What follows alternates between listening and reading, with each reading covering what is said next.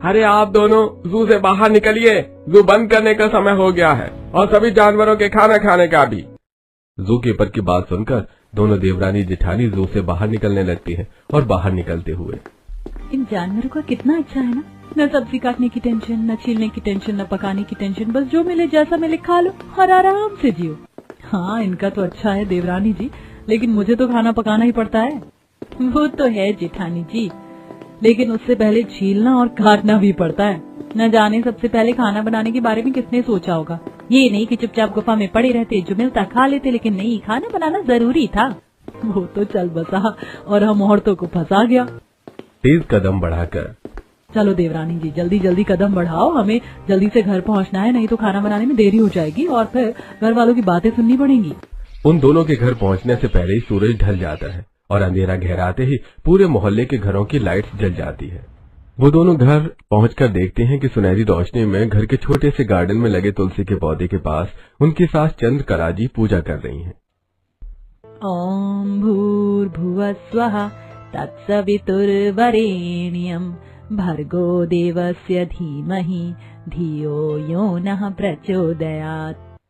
अपनी दोनों बहुओं को देखकर, तुम दोनों घर से सब्जी खरीदने गई थी या उगाने? सब्जी खरीदने में इतना समय लगता है क्या?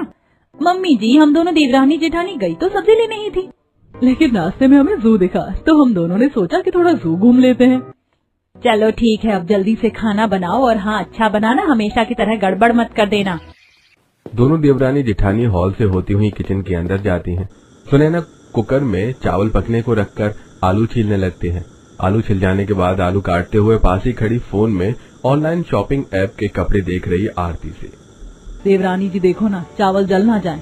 जेठानी जी, आपको पता तो है ना कि मुझे खाना पकाना नहीं आता, तो मैं कैसे? आप ही देखो। देवरानी जी, फिर तुम यहाँ कर क्या रही हो? जाओ डाइनिंग हॉल में सबके साथ बैठ के खाना बनने का इंतजार करो। अपनी जेठानी के कहने पर आरती किचन से जाकर डाइनिंग हॉल में बैठे अपने पति राज, जेठ दीपक, ससुर सतीश, सास चंद्रकला और नंद काव्या के पास जाकर बैठ जाती है और किचन में उसकी जेठानी आरती गैस चूल्हे से कुकर उतारकर चूल्हे के ऊपर कढ़ाई में आलू टमाटर की सब्जी पकाने को रखकर जल्दी जल्दी आटा गूंथकर चूल्हे पर तवा रखकर रोटी सेकने लगती है। आरती ने तवे पर रोटी रखी ही थी कि तभी उसका ध्यान कढ़ाई में पक रही सब्जी की तरफ जाता है। अरे, मैं सब्जी में नमक डालना भूल गई। आरती जब तक सब्जी में नमक डालती है तब तक रोटी जल जाती है। ये लो, मैंने सब्जी को थोड़ी सी इम्पोर्टेंस क्या दी, रोटी तो जल भुन गई। आरती तवा से रोटी उतारकर जल्दी से दूसरी रोटी बेलती है और तवे पर रखती है कि तभी उसे याद आता है, मैं सब्जी में गरम मसाला डालना तो भूल ही गई। रोटी आरती तवे पर छोड़कर सब्जी में गरम मसाला